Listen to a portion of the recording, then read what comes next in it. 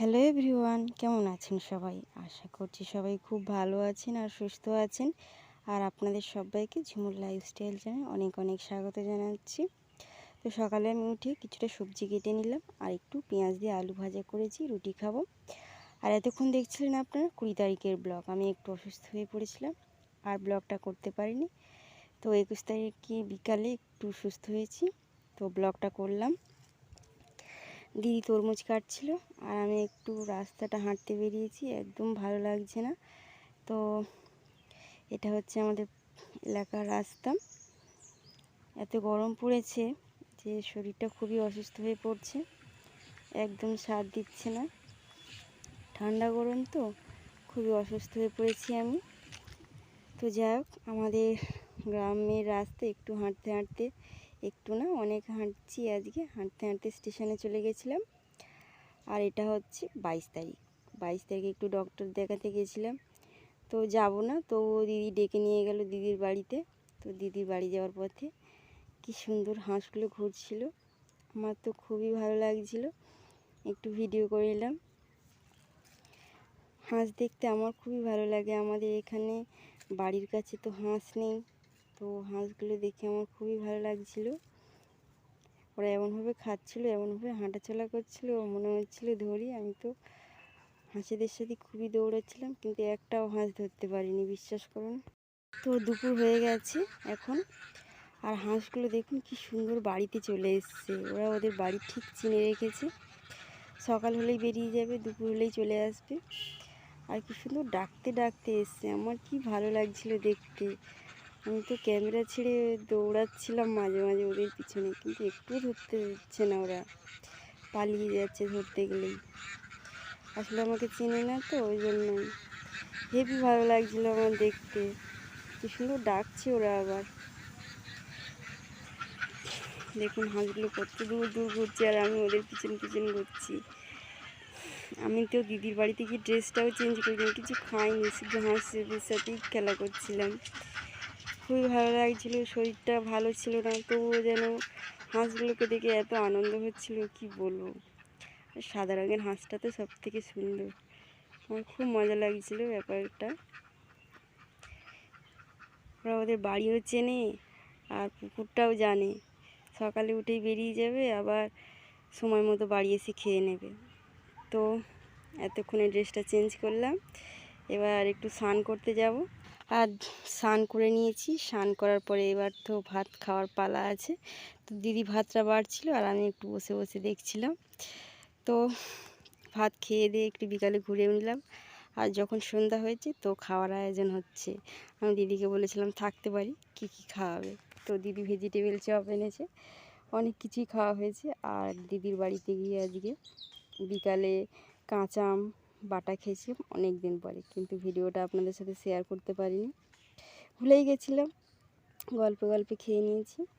আর দিদি যখন মুড়ি মাখাচ্ছিল, আর দিদির ভাই এইদিকে পেঁয়াজ দিয়ে ছোলা ভাজছে ইন্ডাকশান ওভেনে, কি সুন্দর লাগছিল আমার, জাস্ট ভাবতেই পারছি না। আমার ভাই তো কিছুই রান্না করতে পারে না, একটা চাও বানাতে পারে না। দিদির ভাই কি সুন্দর করে রান্না করছে, পেঁয়াজ দিয়ে ছোলা ভাজছিল।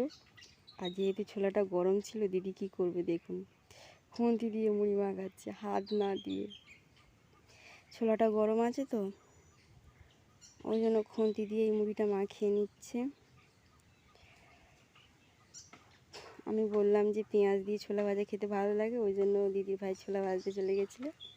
আর কাকিমা এদিকে রান্নার জোগাড় করছে, রাতে কী কী রান্না হবে। মাছ বলেছিল, তো আমার মাছ খেতে ভালো লাগে না, আমি মাছ খেতে চাইনি ওদের বাড়িতে গিয়ে। আর দিদিদের বাড়ি কত গরু আছে দেখুন, আমাদের থেকেও বেশি গরু। আমার তো খুব ভালো লাগে গরু, 3টে গরু, 3টে বাচ্চা আছে।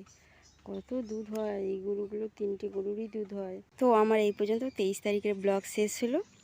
আর এখন শুরু হয়েছে 24 তারিখ সকালবেলার ব্লগ। সকালবেলা ঘুম থেকে উঠেছি আর দিদি একদম পড়াতে বসে গেছে। দিদির অনেক স্টুডেন্ট রয়েছে, আজকে কিছু স্টুডেন্ট আসেওনি, মামার বাড়িতে গেছে, গরমের ছুটি পড়েছে বলে। তো যাই হোক, 5জন স্টুডেন্টকে দিদি পড়াচ্ছে আর আমি রেডি হয়ে গেলাম বাড়ি আসবো বলে। একদম মন ভালো লাগছে না, মানে সকালবেলা গেছি, একদিন তো ছিলাম, আর ভালো লাগছে না। বাড়ি আসবো রেডি হয়েছিলাম, কিন্তু কাকিমা এত বকা দিল যে থাকতে বাধ্য হয়ে গেলাম। তো থেকেই গেলাম। আর দুপুরবেলা স্নান ধান করে একটু বসেছিলাম, খেয়ে দিয়ে ফ্রেশ হয়ে বিকালে বেরিয়ে পড়েছি বাড়ি আসবো। আর আমাকে কেউ আটকে রাখতে পারলো না, বেরিয়েই পড়লাম বাড়ির উদ্দেশ্যে। আর যাচ্ছি, সবাই খুব করে ধরেছিল, আমি বলি যে না আর আমি থাকবই না। বাড়ির লোকও টেনশন করছে, চিন্তা করছে। আর সত্যি বলতে কি, আমি বাবা মাকে ছেড়ে কোথাও থাকি না, আমার একদমই ভালো লাগে না। তো খুব জোরাজুরি করছিল বলে একদিন ছিলাম, অনেক হয়ে গেছে। বাবা মাকে ছেড়ে আমার থাকতে একদমই ভালো লাগে না। তো বাড়িতে এসে একটু রান্না করলাম, রাতে সিদ্ধ ভাত। বাড়িতে এসেছি অনেকক্ষণ, একটু ফ্রেশ হলাম, বাড়ির সবার সাথে কথা বললাম। আর ওবেলা রান্না ছিল, দিদি বলে একটু সিদ্ধ ভাত লাগবে, তো একটু সিদ্ধ ভাত বানিয়ে নিলাম। ওই দেখুন, আজকে কড়াই করে ভাত রান্না করেছি, হাঁড়িতে অনেক ভাত আছে, তো কড়াই করে অল্প খানিকটা সিদ্ধ ভাত করে নিলাম। বেশিরভাগ লোকের ভাত আছে, অল্প কটা ভাত হয়েছে আর সিদ্ধ দিয়েছি, তো সেটাই আজকে খাবো। আজকে আমার বাড়ি ফিরে খুব ভালো লাগছে। আমি সকালেই চলে আসতাম, কিছুতেই আসতে দিচ্ছি না দিদির মা একদম ধরে নিয়েছে, বলে তুই যাবেই না, এখন এত রোদ যেতে হবে না। আমি বলি চলে যাবো, আমার ভালো লাগে না কারো বাড়িতে বেশিক্ষণ থাকতে। তো চাপাচাপি করে আমি ঠিক আছে আজকে বিকালেবেলা আর যাবি না, না আমি বাড়ি চলে ফেলে বাড়ি যাবো। বাড়ি ছেড়ে আমার কোথাও থাকতে ভালো লাগে না। মাটির হোক কিংবা যতই খারাপ বাড়ি হোক, নিজের বাড়ি মানে একদম বেস্ট। নিজের বাড়ির মতো শান্তি, ঘুমিয়ে থেকে খেয়ে আমার তো কোথাও লাগে না। আমার বাড়ি হচ্ছে বেস্ট, যতই ছোট্ট বাড়ি হোক, কুঁড়ে ঘর হোক, আমার বাড়ি বেস্ট। তো বাড়িতে এসে গেছি, খুব শান্তি লাগছে।